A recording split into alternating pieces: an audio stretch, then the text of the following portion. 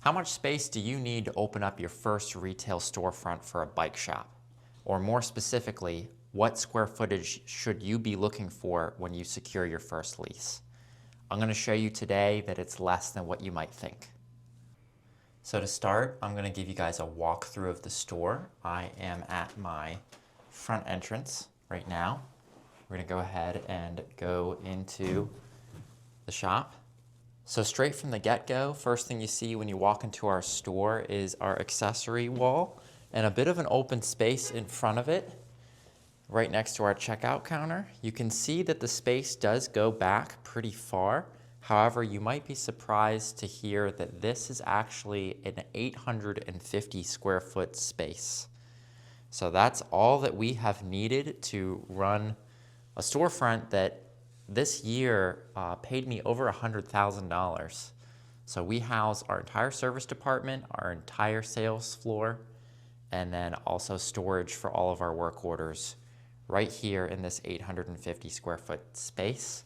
And you can see that we're not even packing things in like sardines. We have this open space as we walk in. And really the sales floor doesn't even start until we get to here.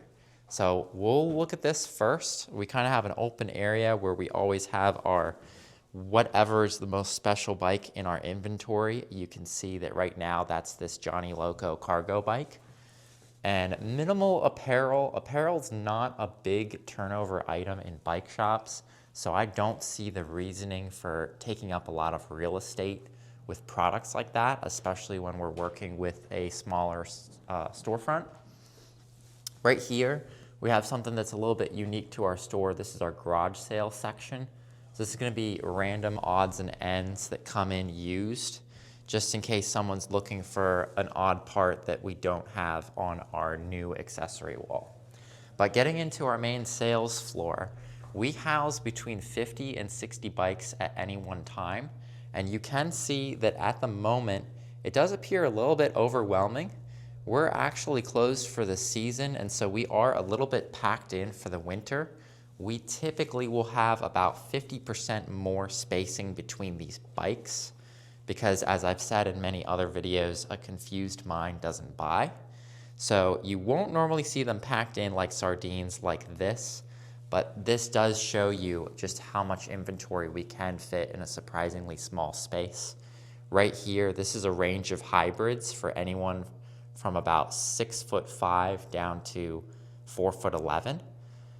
We've got our road bikes up on the wall, taking advantage of some vertical space and the fact that they are lighter weight. And then finally our mountain and trail bikes over in the back rack here. We do keep some of our odds and ends and higher bikes kind of in this middle section here. You'll see a lot of drop bar gravel bikes and some of our Surleys. And then past that, that's really it. If you can believe it or not, we move 200 to 250 bikes out of this little space every year. And that's while being closed for about 2 months over the winter as well. And then you'll be even more surprised to see our service department. This is a grand total of 150 square feet. This is about 15 by 15 foot space. It's enough room for one mechanic to work at a time. We'll hang about 20 bikes along those hooks on the wall, and then we will, in our peak time, use this rack as rollover space. But overall, we run a pretty fast turnover operation when it comes to our service department in the spring. We can house about 25 to 30 customer bikes before we start tripping over them. And so the instant a bike is done and out of the stand, we are calling the customer and getting it picked up. So it's good for the customer because our interests are essentially aligned where we want that bike turned around as quick as possible for the sake of our own space. And on their side, they get their bike back as soon as possible. So I'll walk you back up to our point of sale desk here. We purposefully keep this towards the front of the store by all the accessory items because any impulse purchases that are going to occur are going to be at the point of sale. So this is where they should have access to water bottles, bells, helmets, and any other accessories that they may need. So I'll walk you around here so that you can see a little bit of perspective from the sales associate. We do keep our membership banners as well as our service pricing banners right behind our front desk so that they're front and center. So we kind of have a nice aesthetic at checkout. And as you can see, as you're standing here, you have access to any of the little odds and ends that you might need with your bike purchase. So this is, as I said, less than 1,000 square feet. We're at about 850. We started in a space much smaller than this. We were at about 400 square feet as a sublet off of an existing business. And if you roll the clock back even further than that, we did start out of a single din garage that was 10 by 12 feet. So if you can believe that, we had 120 square feet space. We operated by appointment only, and we put all of our bikes as individual listings on Craigslist and Facebook Marketplace. So how much space do you need to start your bike shop? Well, depending on how you look at it, if you want to start really bare bones and just out of a garage, of course it depends on where you live, and if you have access to a space like that out of your home, that's obviously not going to be a retail storefront, but it may be a good way to establish at least a little bit of a customer base while you shop around for where your future home is going to be for your bike shop.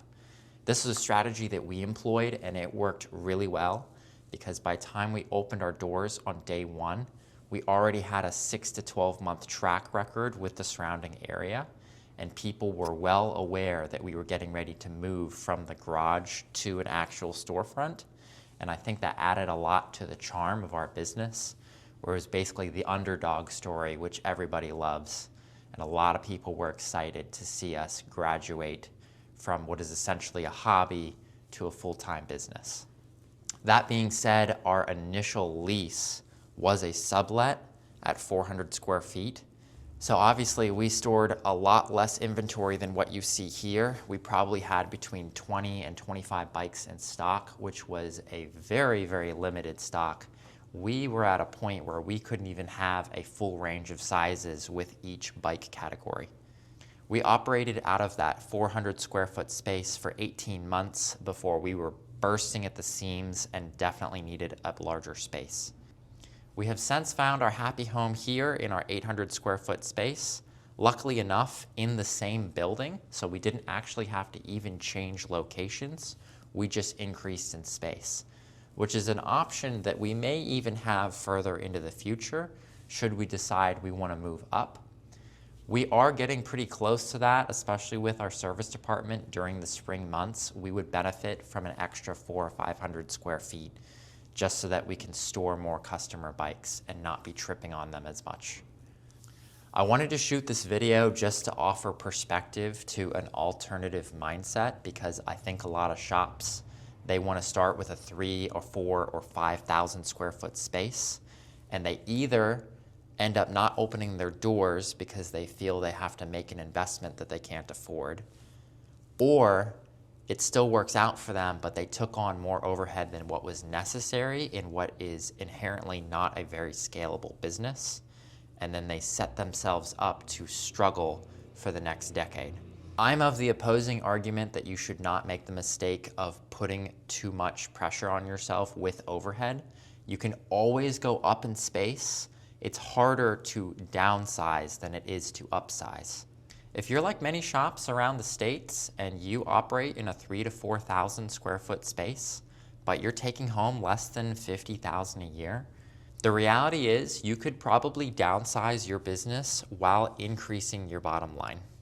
If you save yourself $20,000 a year in lease and it only loses you $10,000 a year in sales, you effectively just pocketed an additional $10,000 a year while reducing the demands of your business on yourself.